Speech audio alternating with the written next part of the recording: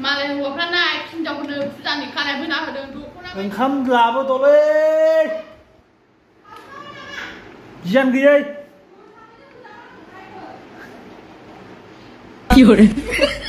मासि मोसौ नोंलाय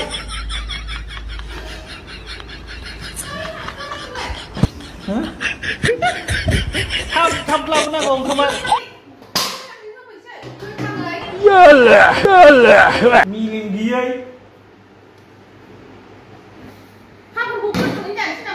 नों ओंखाम लाबोग्रोबानो जायोना दाहाय एवबाय था पापरखौहाय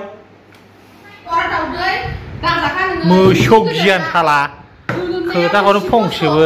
गोलोमनाया सिखौसो संना होसि होनानै आरो रायजाबावनांगौ नोंजोंहाय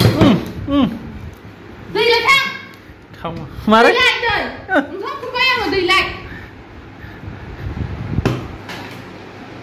माबायदि हिनजाव मोनफ्लांखोलै गैलालै सेस साननानै ला लोखि गोनां नै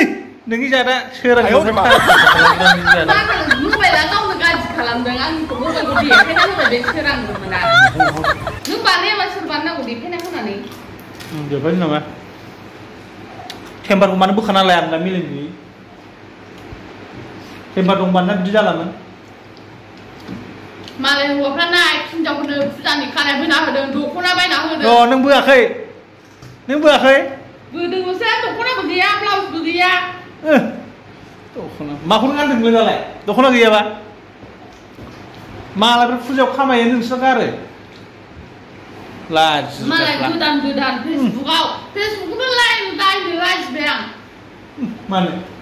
मालाय दख'ना गोदान गाबनोसो ओंखारो आं फेसबुकखौ नायबानो मालाय बिसिबां देलायदों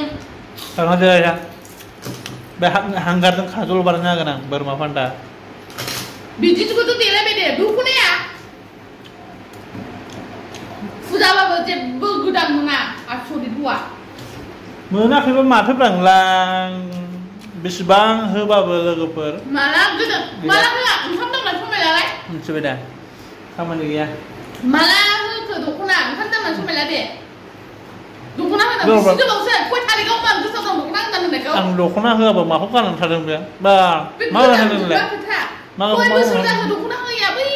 बावखुंग्रियाव थांनायाव जबरदस्ति गाबफ्ला बुफ्ला मोननायखाय एप्रिलावनो April May June July August September October October 6 मास जाबाय दख'ना मोननाया हायोबाला हायाबा दालाखा हिनजाव जाथिफोरखौ मिथिबाय एकदमबारे नस्थ' सन्द्र खालामना होजोबखायो खिन्थु मा होनो बिदिखौ चन्द्र गर' होननानै बुङो बिदिखौ मिथिबाय लोगोफोर बे बुस्थुआ जुदि नांबाय नोंनियावहाय सेस दुनियाखौनो फिदिंजोबगोन